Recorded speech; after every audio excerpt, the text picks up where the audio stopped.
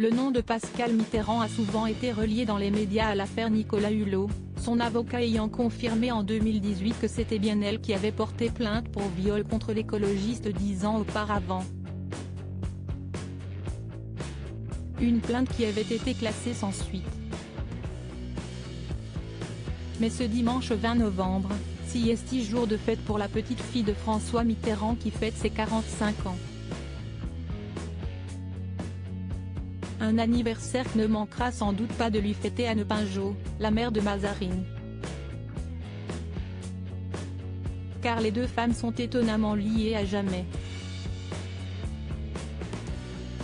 En 2015, la maîtresse de François Mitterrand avait accepté de se confier comme rarement dans le livre de Philippe Chaurt intitulé François Mitterrand, portrait d'un ambigu, publié chez Nouveau Monde Éditions.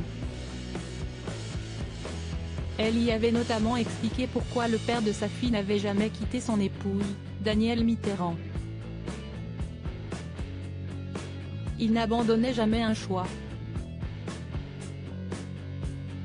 Danielle, siesti un choix qu'il avait fait et il ne l'abandonnerait jamais, avait-elle confié dans un extrait du livre dévoilé par l'Express.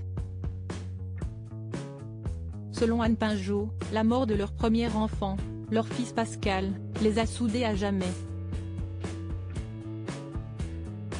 Avoir perdu un enfant, siesti sans doute un lien indestructible entre un homme et une femme, estime celle qui aurait donc soufflé à François Mitterrand d'appeler leur fille Pascal.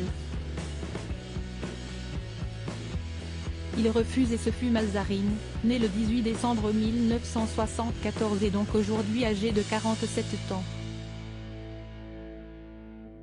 Toutefois, l'idée de rendre hommage au fils disparu a fait son chemin presque 3 années plus tard. Photo, François Mitterrand, retour sur les femmes de sa vie. La triste origine de son prénom dévoilée. Elle apprit un jour par hasard, d'un ami commun, la mort de son premier fils. Mitterrand ne lui en parla jamais, mais quand, en 1977, sa première petite fille naquit, elle fut prénommée Pascal en sa mémoire, racontait Philippe Chaurt dans son livre dont l'Express avait publié les bonnes feuilles en 2015. Née à Bayonne il y a 45 ans du mariage de Gilbert Mitterrand et de Françoise Lafargue, Pascale Mitterrand a passé un bac pro de photographie.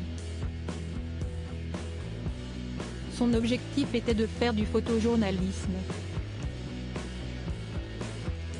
Siesti ainsi qu'elle avait intégré l'agence SIPA, qu'elle avait ensuite quitté après un reportage de quelques jours avec Nicolas Hulot qui s'était mal terminé à l'été 1997.